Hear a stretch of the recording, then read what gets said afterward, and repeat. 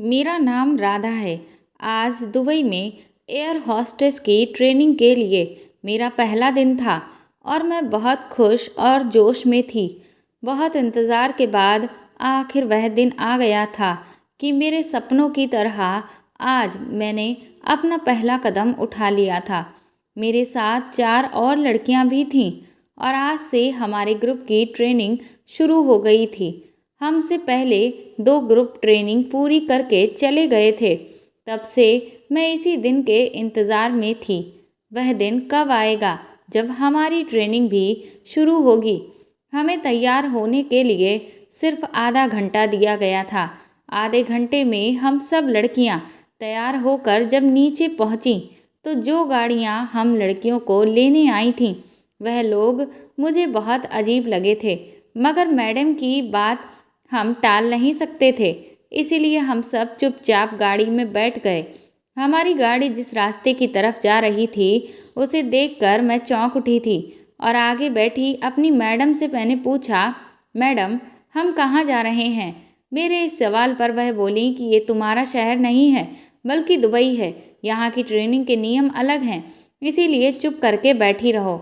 Madam की बात सुनकर मैं दूसरी लड़कियों के सामने शर्मिंदा हो गई थी। इसके बाद मैंने एक भी शब्द अपने मुंह से नहीं निकाला। सारे रास्ते मैं खामोश बैठी रही। गाड़ी काफ़ी देर चली, फिर एक खास जगह पर आकर रुक गई। ट्रेन वाली मैडम ने हम सबको गाड़ी से उतरने का इशारा किया और हम उनके पीछे पीछे अंदर चले गए। इस अपार्टमेंट में ज़्यादातर अंधेरा ही था। वह हमें एक बेसमेंट में ले गई। मैडम ने कहा, ट्रेनिंग से पहले तुम लोगों को 2 हफ्ते के लिए एक टेस्ट देना होगा। एक लड़की ने कहा, मैडम जी कैसा टेस्ट? सारे टेस्ट पास करने के बाद ही हम लोग यहाँ तक पहुँचे हैं। मैडम कहने लगी, तुम लोगों की हिम्मत और बर्दाश्त करने की पावर देखी जाएगी, क्योंकि आपके अंदर जब तक हिम्मत और बर्दाश्त नहीं होगी वह कामयाब नहीं बन सकती। मैं दिल ही दिल में कहा, पता नहीं ये कैसा टेस्ट है। मुझे हमारी मैडम पर शक हो रहा था, लेकिन मुझे इन सबको इग्नोर करना चाहिए था, क्योंकि ये मेरा देश इंडिया नहीं था जहाँ हर किसी पर शक करती रहती और अपने दिमाग में उल्टे सीधे ख्याल आने लगे। दुबई के लोगों का शहर है ये, मुझे यहाँ सावधान होकर रहना चाहिए था। हम लोग खामोशी से खड़े होकर मैडम की बातें सुन रही थीं। तभी हम सबके आगे गिलास में जूस रखा गया और कहा गया कि इसमें करेले का जूस है और अभी के अभी सभी जूस तुम लोगों को ये पीना होगा। मैडम की बात सुनकर हम 5 लड़कियों के होश उड़ गए। मुझे तो जरा सा जूस पीते ही उल्टी आने लगी थी, क्योंकि मैं आज तक करेले का जूस कभी नहीं पिया था। लेकिन जाहिर सी बात है, यहाँ हमारा इम्तिहान था और मैं इतनी दूर अपना करियर बनाने आई थी। मैं मन में बोली, जूस के आगे मैं हार नहीं मान सकती। सब लड़कियों ने सबसे पहले मैंने बोतल के ढक्कन को खोला। एक बार फिर से मेरे दिमाग में शक पैदा होने लगा, कहीं ये लोग हमारे साथ कोई धोखा तो नहीं कर रहे थे। लेकिन मुझे याद आया, हमसे पहले वाले ग्रुप में मेरी फ्रेंड थी और वह पास हो चुकी थी और अब मैं भी हर इम्तिहान पास करके एयर होस्टेस बनना चाहती थी।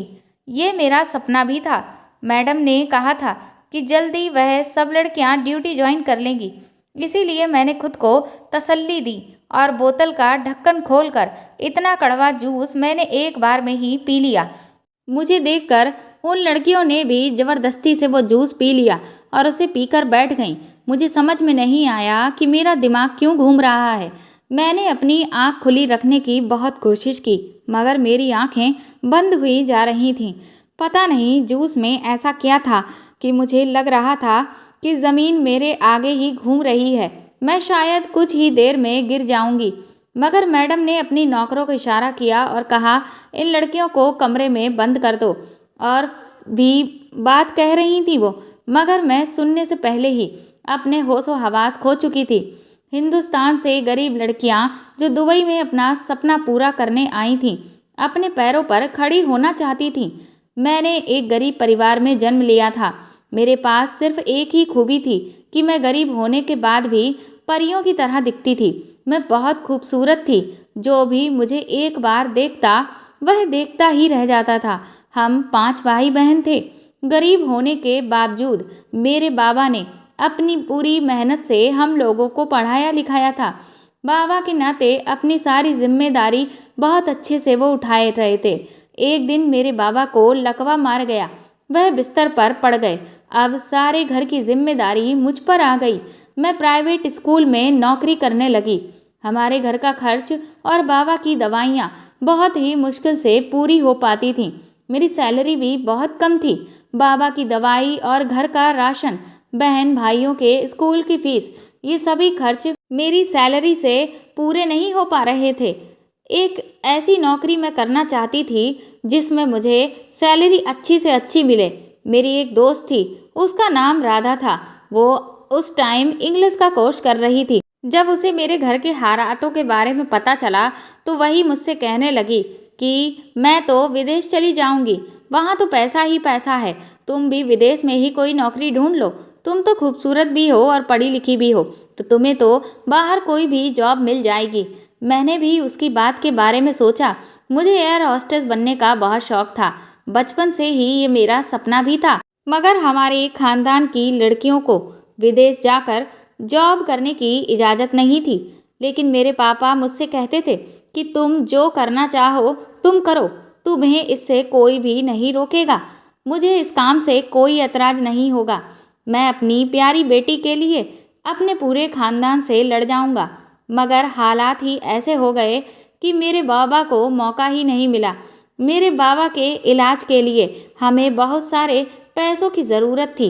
इसीलिए मैं अपने दोस्त की बात सुनकर सोचने लगी कि अब मुझे भी इस देश से बाहर ही जाना चाहिए और एक अच्छी नौकरी करनी चाहिए। मैं वहाँ जाकर पैसे कमा सकूं और अपने बाबा के इलाज के लिए पैसे जमा कर सकूं। इसी इरादे से मैंने सोशल मीडिया पर नौकरियों को देखना शुरू कर दिया। मेरी दोस्त राधा बाहर चली गई तो उसने मुझे फ़ोन पर बताया कि उसे एक अच्छी नौकरी मिल गई है, उसकी सैलरी भी अच्छी है। उसकी देखा देखी मेरे दिल में भी ख्वाहिश पैदा होने लगी कि टीचर की इस नौकरी के पैसों से तो कुछ भी नहीं होने वाला, ना ही बाबा का इलाज, घर के खर्च और छोटे भाई बहन की पढ़ाई के खर्चे इतने कम पैसों में नहीं होने वाले। इन सब बातों ने मुझे पागल कर रखा था। मैंने फेसबुक पर ऐसे ही पेज फॉलो कर रखा था जिसमें मुझे दूसरे देशों से आई हुई नौकरियों के बारे में पता चलता रहता था। ऐसे ही एक दिन मैं एक सोशल मीडिया पर ऐड देखा जिसमें एयर हॉस्टेस की फ्री ट्रेनिंग लिखी हुई थी, जिसमें 1 महीने के बाद ही जॉब मिलनी थी। ये ऐड देखकर मैं बहुत खुश हो गई और मैंने तुरंत ही कॉल की तो मुझे वहाँ किसी लेडी ऑफिसर ने बताया कि सिर्फ गर्ल्स के लिए फ्री ट्रेनिंग है जो 1 महीने के लिए चल रही है बिना किसी फीस के। मैंने उनसे पूछा ये ट्रायल कहाँ पर है। उन्होंने मुझे दुबई का एड्रेस दिया और सारी इन्फॉर्मेशन भेज दी। मैंने सोच लिया कि अब मुझे दुबई जाना है और अपना सपना पूरा करना है। मैंने अपने सारे डॉक्यूमेंट्स रख लिए और अपनी फैमिली को बता दिया कि मुझे बहुत अच्छी जॉब मिली है दुबई में, उसी के लिए मुझे जाना है। और देर ना करते हुए रात को ही मैं एयरपोर्ट आ गई और दुबई के लिए टिकट लेकर वहाँ के लिए निकल गई। मैं सीधा उसी एड्रेस पर चली गई जहाँ का उसने बताया था। वहाँ एक पूजा नाम की लड़की मिली जिसने मुझे मेरे डॉक्यूमेंट दिए और मुझसे कहा आज से तुम यहीं रहोगी और कल से तुम्हारी ट्रेनिंग स्टार्ट होगी। मेरे साथ 4 लड़कियां और थीं। मुझसे पहले 2 ग्रुप की ट्रेनिंग हो चुकी थी और वह लोग जा चुके थे। मैं अपनी किस्मत के लिए बहुत खुश हो रही थी।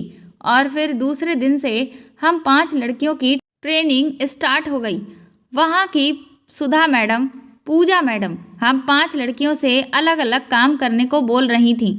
सभी कभी गार्डन की सफाई करना, कभी कपड़े धोना, कभी खाना बनाना। मुझे तो ये सारे काम बहुत अजीब लग रहे थे कि ट्रेनिंग पर भला ऐसे काम कौन करवाता है।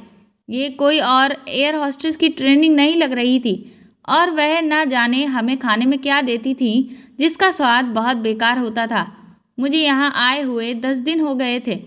एक दिन हमारी मैडम ने हमें करेले का जूस पीने को दिया जो बहुत कड़वा था। मैंने उसे देखते ही पीने से मना कर दिया तो मैडम मुझे डांटने लगी और बोली अगर तुमने नहीं पिया तो तुमको यहाँ से निकाल दिया जाएगा। ना चाहते हुए भी मुझे वह कड़वा जूस पीना पड़ा। एक दिन मैंने वहाँ के गार्ड से पूछा कि ये कैसी ट्रेनिंग होती है यहाँ पर, तो वह मुझे कुछ बताने ही वाला था कि मैडम आ गई और मुझे डांट के अंदर भेज दिया। मैं कमरे में आकर सोचने लगी कि ना जाने वह आदमी मुझे क्या बताने वाला था। और फिर कुछ दिन बाद वह गार्ड मेरे पास आया और बोला, मैं तुम्हें यहाँ पूजा मैडम की सच्चाई बताने आया हूँ। इससे पहले कि वह मुझे कुछ बताता, अचानक बाहर से शोर की आवाज़ सुनाई दी। शोर की आवाज़ सुनकर सब लोग उठ गए थे। इसी वजह से उस कमरे से उस गार्ड को बाहर भागना पड़ा। उसके जाने के बाद मैं उलझन में आ गई कि ये सब आखिर क्या हो रहा है। मुझे तो कुछ भी समझ में नहीं आ रहा था। कहीं मुझसे गलती तो नहीं हो गई थी। अब मुझे डर लगने लगा था, यहाँ पर आकर मैंने कोई गलत फैसला तो नहीं ले लिया। मैडम ने फिर से वही कड़वा जूस हमें दिया, मगर मैं आज वह नहीं पिया और अपने मुंह में रख लिया और कमरे में बाहर आकर मैंने उसे थूक दिया। मैंने देखा था कि वह गार्ड जो पूजा मैडम के बारे में कुछ बताने की कोशिश कर रहा था, वह वहीं चलकर कहीं चला गया था।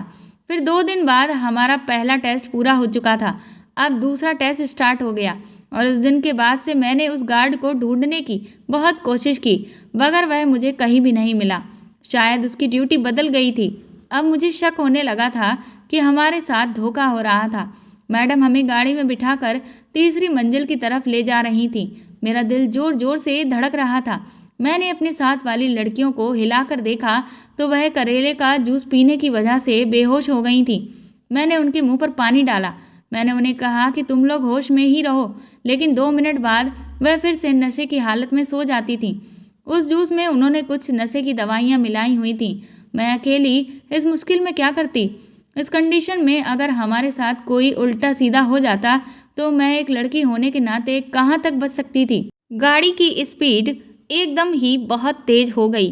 वह गाड़ी एक होटल के सामने आकर रुक गई। मैंने भी जल्दी से लड़कियों की तरफ बेहोश होने का नाटक किया। हमें 3-4 आदमी बाजुओं से पकड़कर बाहर निकालते हुए और घसीटते हुए अंदर ले जाने लगे। मैंने थोड़ी सी आंख खोलकर देखा कि 3-4 अंग्रेज वहां बैठे हुए सिगरेट और शराब पी रहे थे। हम सब लड़कियों को उनके पास में पड़े हुए सोफों पर लिटा दिया गया। वह मैडम इन अंग्रेज आदमियों से बात करने लगी। उनकी बातों से मुझे अंदाजा हो गया था कि मैडम हम 5 लड़कियों को इन अंग्रेज़ों के हवाले करने आई हैं। मैडम बोल रही थी कि मैं इनको बेहोशी वाला दवा पिलाकर लाई हूँ, अभी भी ये होश में नहीं है, वैसे ही जैसी हालत में आपने कहा था। अंग्रेज़ आदमी बहुत ज़ोर से हंसने लगा था। थोड़ी देर बाद जब मैडम जी और उस अंग्रेज़ आदमी की डील पूरी हो गई और वह पैसों से भरा हुआ बैग लेकर जाने लगी तो मेरा दिमाग काम किया। हमारी तरफ कोई नहीं देख रहा था। मैंने अपने पास खड़े हुए गार्ड की पैंट से पिस्तौल निकाली और उन सब की तरफ तान दी। वहाँ खड़े सारे लोग मुझे देखकर डर गए। मैंने उस औरत को निशाना बनाते हुए उससे पूछा, मैडम जी हमारे पासपोर्ट कहाँ हैं? क्योंकि हमारे पासपोर्ट एयरपोर्ट से उतरते ही उन सब लोगों ने ले लिए थे।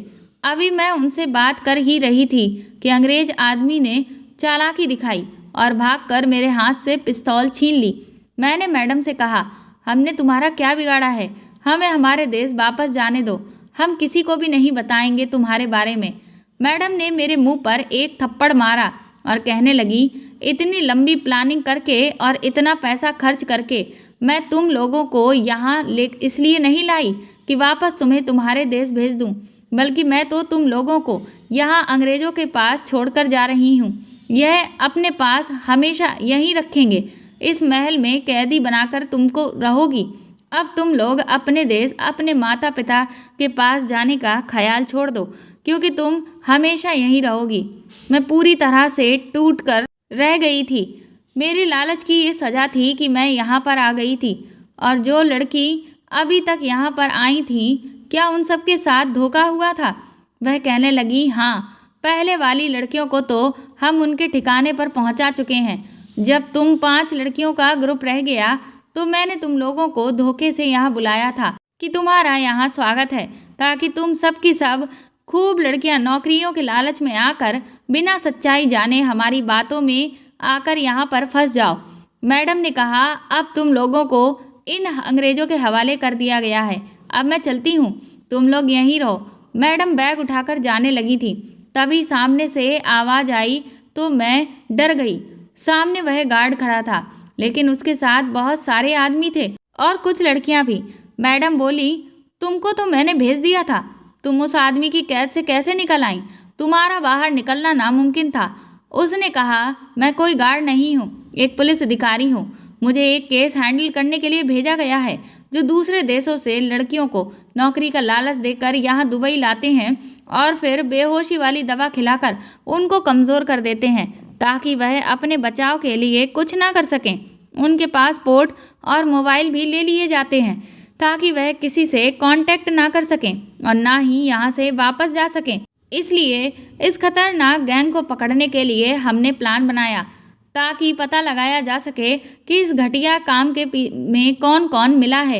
ये यहाँ कुछ हिंदुस्तानी लड़कियाँ तुम लोगों के अंदर की सारी इन्फॉर्मेशन तुमसे निकलवा कर हम लोगों को देती रहीं। तुमने पिछले 2 ग्रुप में जो लड़कियों को बेचा था, उन्हें हम आज़ाद करवा चुके हैं। अब वह लड़कियां अपने घर पर हैं। अंग्रेजों और तुमको हमें रंगे हाथों पकड़ना था, इसीलिए मैं इतने दिनों से चुपचाप तुम लोगों का तमाशा देख रहा था। उसने अपने साथियों को आगे बढ़ने और इन दोनों को गिरफ्तार करने का इशारा किया।